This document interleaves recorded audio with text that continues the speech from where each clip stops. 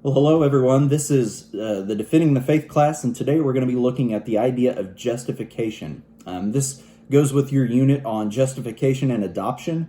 The adoption lecture will be later this week. Today we're going to be focusing specifically on the idea of justification.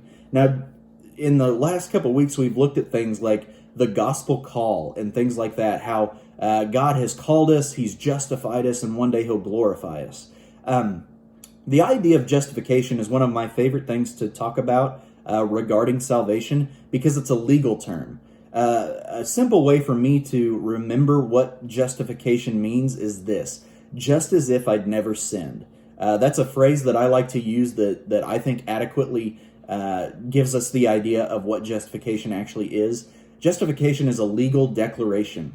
It's as if when you are declared righteous before God, it's as if you've maybe heard the gospel explained as like a courtroom setting, that if you were guilty of a crime, the judge has to punish you. If he's a just judge, if he represents true justice, then somebody needs to be punished for the crime. Well, in the economy of the gospel, Jesus took that punishment for us, and in doing so, when you become a Christian, He has justified you because He took the penalty on your behalf. It's as if you were in that courtroom and you were about to be declared guilty by God, and at the last second, Jesus stepped in and said, I took the penalty so that these people could be set free.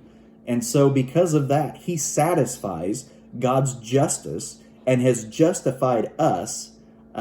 His blood justifies us on His behalf.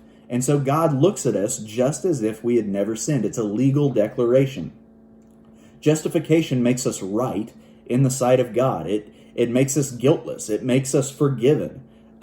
Without justification, there is no salvation. Justification is an absolutely necessary part of the salvation process. To be declared righteous in the sight of God, the righteousness of Christ must be what we call imputed towards us. The word imputed is a very strong word. It means that when you become saved, Christ puts His righteousness on you. He imputes it to you, that He places it on you, that it's not something passive that, oh, you get it in exchange. That is definitely happening. You are getting Christ's righteousness in exchange for your badness, but it is a much more possessive term. It's a much more powerful term, that He is putting it on you, that He is placing it on you, that He has declared you righteous, that He owns you, and that He has put this righteousness on you. Justification comes by the way of Christ's work. It's because He was able to live a perfect and blameless life that when He would die, He would satisfy God's justice system on our behalf, just like we never could do that. We talked about that countless times in your 2 years in high school and Bible class. You cannot work your way to heaven, and you cannot make yourself right in the sight of God. It's only by God's work through Jesus and His obedience to God, living a perfect and blameless life, that He can take the penalty on your behalf. He can step in and take the punishment away from you, divert it from you, and put it on Himself, and in turn impute or place His righteousness onto you. But the second way that justification comes to us is not just by Christ's work, it's by our faith. While we could never work our way to God, we are called to have faith, that we are justified through faith and faith alone, is what Martin Luther said. That's basically what the Apostle Paul said, that it's by faith that you have been set free, that it is by faith that you are forgiven. It's having faith that Jesus said is who He said that He was, and did what the Bible claims that He did, that He died a death to justify us, to set us free, to make us guiltless, and impute that righteousness on us. So justification comes by faith. If you think of the story of Abraham and what Romans chapters 2, 3, and 4 have to say about Abraham, it says that Abraham was justified by faith, that he was declared righteous because of his faith, that he believed God and it was counted to him as righteousness. So you might say that Abraham was justified by his faith. Now, he didn't know who Jesus was necessarily. The angel of the Lord had appeared to him a few times, but he didn't have an adequate understanding of what Jesus was going to do at the cross. But he was stepping out in faith and believing that God could make him right, that God was the one who controlled the salvation process, that God was the one who justified the person who believes. And Abraham believed, it was counted to him as righteousness. Justification is the second thing in a list of salvation processes that we get in Romans 8, verse 30, where it says that those whom he justified, he is also glorified. The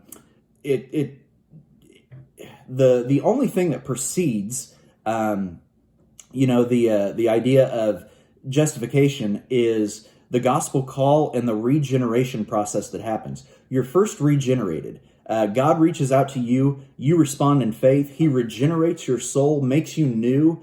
And in the process of that, it's almost kind of weird to say that the regeneration process precedes it. I do believe that it does, but they are so closely aligned that they mesh. More than one precedes the other, I think, in the grand scheme of things.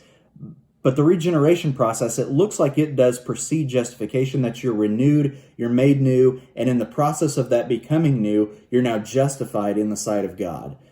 From there on, you would be sanctified, meaning that you grow in your faith every day until the day that you die. And on the day that you die, and on the day that Christ makes all things new and the new heavens and new earth are ushered in, then you're going to put on a glorified body, and that everything will be renewed.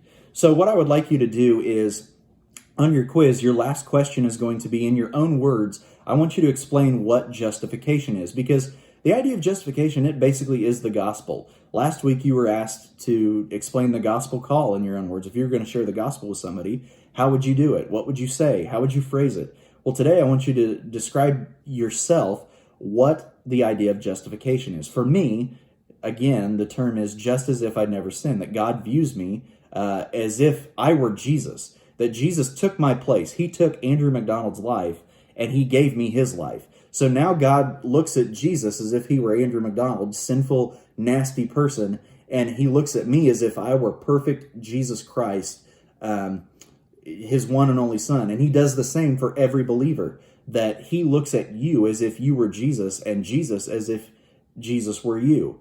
That's the idea of being justified, just as if I never sinned. It's a way that God chooses to view us in the light of our salvation in Jesus. So I hope that you got a lot out of this. We are going to be talking about the idea of adoption in the next video. And if you have any questions, don't hesitate to ask.